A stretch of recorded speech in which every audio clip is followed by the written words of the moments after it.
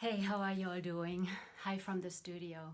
And I'm here with a painting where I want to say I have some challenges. And this arrives to me sometimes. And I want to share this with you all today because I wonder how many people out there think that being an artist is just like, oh, it's bliss and joy and like, oh, everything is fine and it's so bohemian and everything.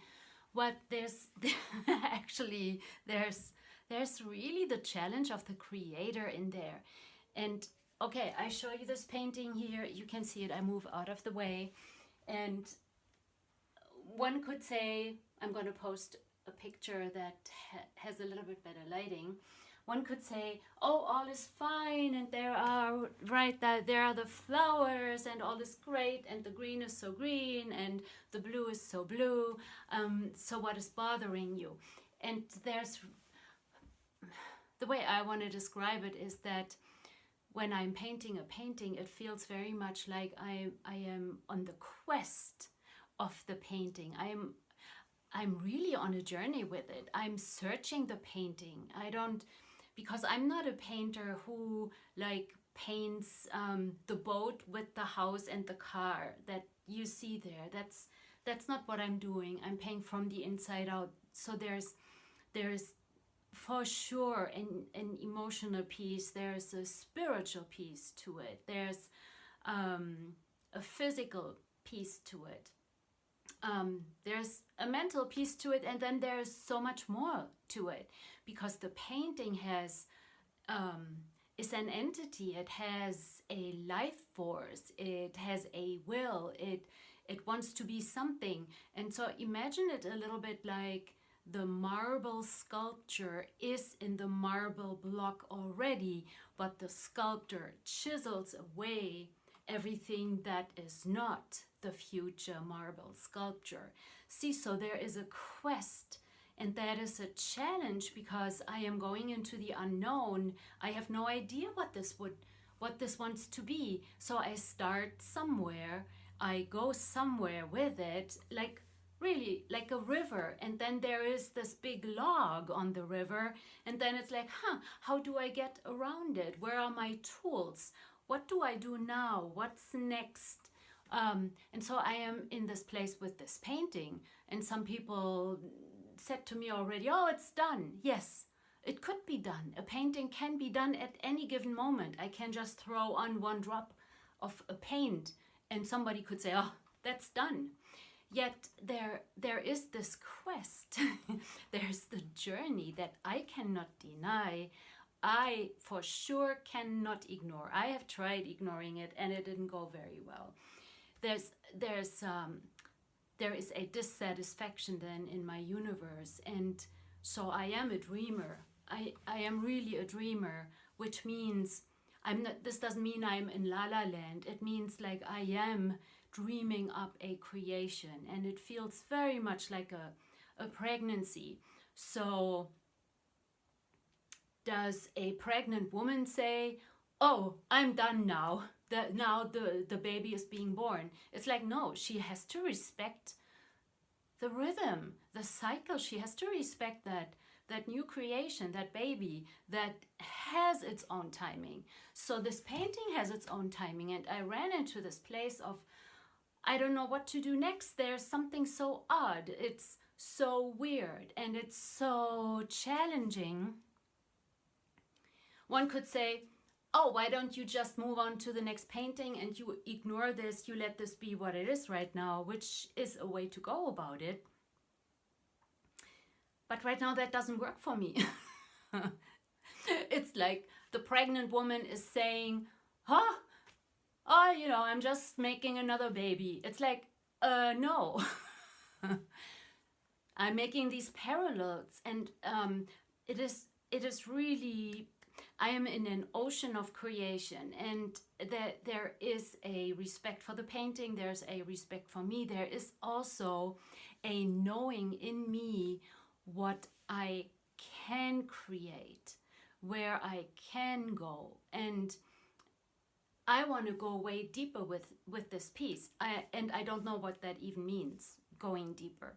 I am in search of a color. So I'm in search of a color, and I just want to give you some examples what I do then when I am in these very uncomfortable places. So you don't tell me that it's like a sugar piece. Creating a painting is just like me painting Mickey Mouse or whatever. It's like, it is a freaking journey, and it feels like an initiation, and it's so uncomfortable, and I cannot sleep, and I cannot do anything else, but I can also not continue painting this here. It's like sitting in this place where you sweat and you churn and it turns, and it is not comfortable. Anyway, so what are my tools? I have some tools, and of course I ask questions like, what is this here? And what is the painting asking me? What is the earth asking me? What do I know about this? I am that kind of a painter, and this is why I always say, when you buy one of my paintings, you actually purchase a piece of my journey, right? Okay, so I go for color, and so last night then I picked some colors, and so this is one of them, and I mixed, oh, let's see, I took Payne's gray with cadmium yellow, which makes a beautiful green. Look at this. So you don't have to buy green and in the search of this very perfect green paint tube. You can mix greens, and so try out Payne's gray and lemon. No, it was cadmium yellow. You could also try lemon yellow, you know. This is a wonderful, Payne's gray is wonderful for mixing. Anyway, mix this color, and then what I did is I held it against the painting. Is this something that is speaking, right? There is something about this. Definitely there is something that is talking to me.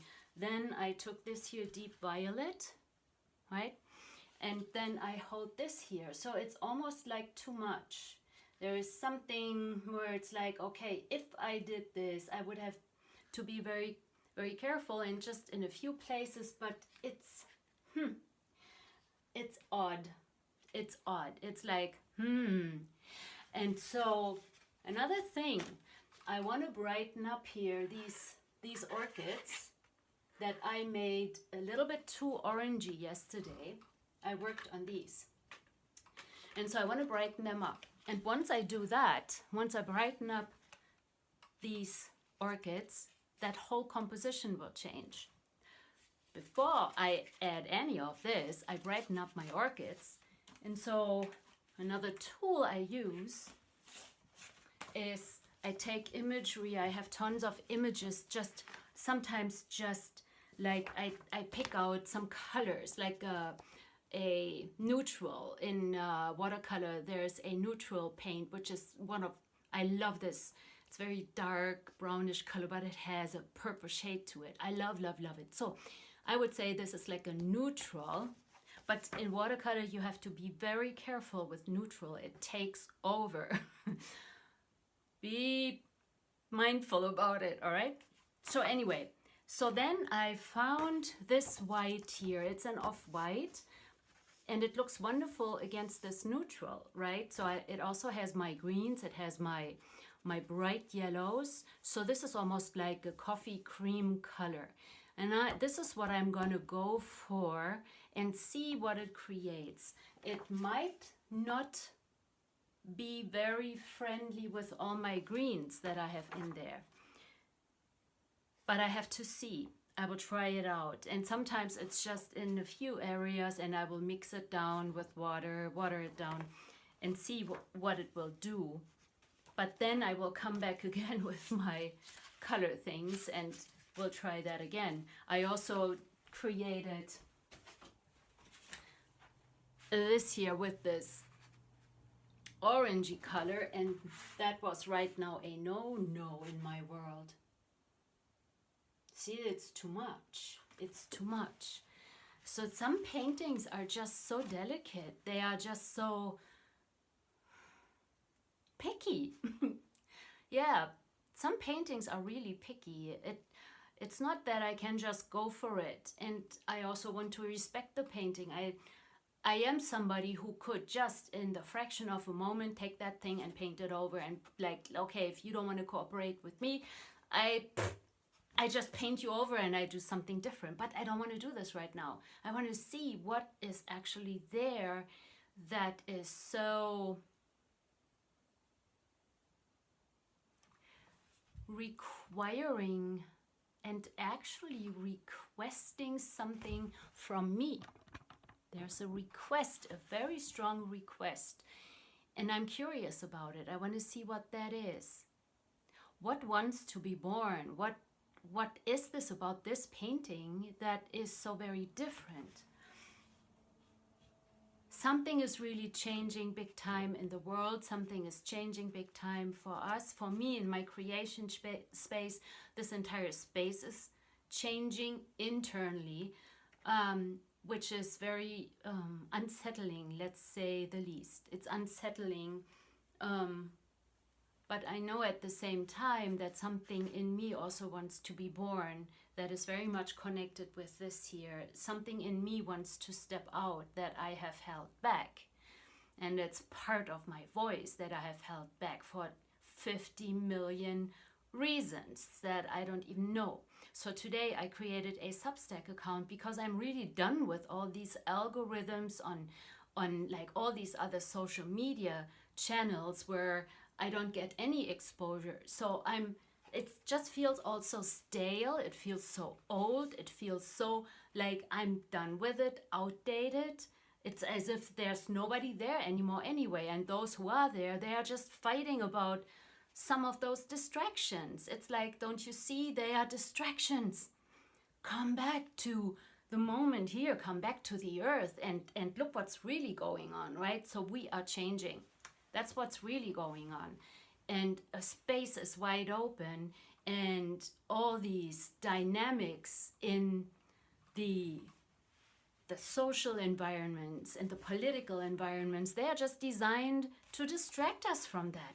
There's a unique, huge, major opportunity that is very uncomfortable for us to create something different, to step into greater closeness with nature and our own nature. And so I think this is what's going on. My own nature is begging me to be quiet and shut up. So I'm talking here out loud right now after having been in this more quiet place for several days, trying to figure out, like, what do I do with this? And so it's not even about figuring it out. It's just about being with it. But I'm not very good with this. I'm not very patient. And but I know right now I need to be with this. So I'm showing you some tools in case you are also in some of these strange places of, I think we are in these in a big in-between place. The old is actually done. We all know it in a way. Some of us still try to resist it and fight it, but hey, when something is done and gone, it's done and gone. And we can bitch and moan about it, or we can move on. I want to move on. And I have moved on, actually. And those who have moved on, we might be already with one foot in it. I think we are. No, I don't just think we are. We are with one foot in a new reality, and the other one is still with one toe in the old one. And we still have to be in the old one because the business structures are still in the old one. If I want to shop grocery, I have to be in the old reality. It's not just flying, or I cannot just like generate it and manifest it and bring it up out of thin air. Doesn't work quite yet. And who knows how this is going to be in the future. Yet what do we all know is possible? So another tool. So I'm always going for color. I'm always looking for what is the color that can save my hinder here, actually, and get me out of the discomfort. Another wonderful, wonderful resource that I got in New York City from one of my amazing teachers, Susan Shatter, who is not among us anymore, unfortunately. She was at the National Academy of Art and Design. And so if I hold this up now, you will not be able to read it. I think it will be mirrored, but it is the Watercolor Painter's Pocket Palette. all right? And this is written by Moira Clinch, Clinch. I always tell everybody about this book in my workshops, okay? Because, well, while it is for watercolor, how to mix colors, it is for acrylic painters too. Hey, you know, we can mix paint, right? And so it will always give you the base color. This is cerulean blue here in the corner. And then it will show you if you mix it, if you mix cerulean with viridian, it gets you this blue. If you mix indigo with cadmium red, it gets you a very dark tone. I want to say it's brownish, greenish brown. And so it goes through all the colors. And what I like doing is, when I'm in these frickin' places, I take this book and I hold it pretty much like as if I frame a painting, you know. I just focus in, I hone in on one paint, which one is the one that is missing. Several ones are actually popping. Again, for the orchids, there's more this tone, like a coffee cream color that wants to move in. And this will all determine whether a warm tone like this will come in or not. I need some warmth in here, that is for sure. But how this will all come together will depend on the order of things that I decide to take, and the next step that I decide to take, right? And so it really is a searching. I'm searching the painting. I'm in search. I'm on a quest for this painting that wants to be created, and it's asking me for something, and I'm sometimes a little bit too blonde. I don't get what it exactly is, and it's not evident because there is a million of choices. There's a million of colors that I can mix. You mix raw sienna with Windsor blue. Look at this. I mean here, like teal, right? Isn't this beautiful? Look at all these other colors. And so it can actually help you find a color that you are looking for and you are not sure what is this color exactly. And so then here you can find how you can mix it. I find this fascinating. For me, all my work is about color, and I love color, and I love creating color, mixing color, and play with contrasts. And so what I'm painting here are vanilla orchids. So vanilla orchids, they are really growing in the trees up on top in the canopy. So they are surrounded by green and green and green. And so these orchids are whitish, yellowish, sometimes really a bright green, another green. So green on green, right? And so while I opened this all up, I have a lot of white spaces, many more. I have much more white in there and open space than what I usually have in my paintings. So then I brought in, do you see this bronze? And so then I have these slight raw sienna, mixed sienna tones. Down here it's more brighter yellow and very yellow greens and some blues also.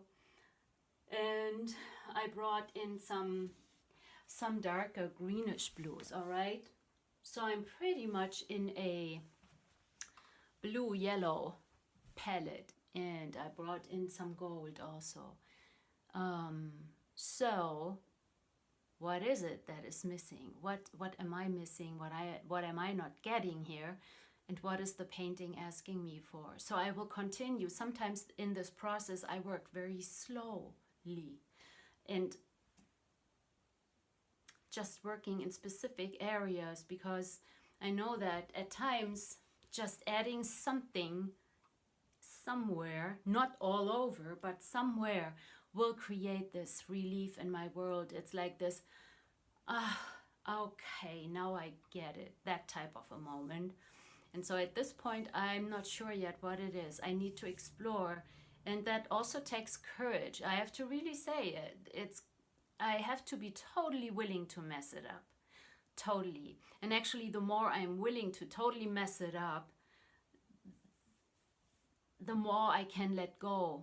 I must not be attached to it. That's the thing.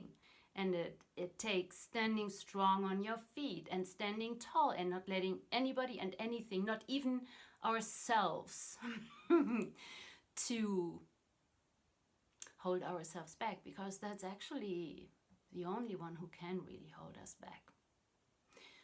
So here I am with all of this, little thunderstorm in the fairy forest. But the fairies are not all like chirpy also. That's also just a myth. In the forest, there's the good and the bad and the ugly, everything, right? So, my friends, that's from my studio today, like a and that's also part of my journey. I just don't always talk about it. I do this with myself, right? Maybe you find something in all of this, like my way of searching and finding. And at times I do let a painting be unfinished. I let it be. And I know that somewhere I will. This one is like talking right now. It's like, no, you don't let me just sit here. We need to face it. So that's interesting. Now that I'm talking about it, right? Yeah, there is really a demand. Let's face it. So what demand do you have in your world that you have been avoiding to face? And it's all about what you came here to create. It's all about who you be truly. What do you want? What is your dream?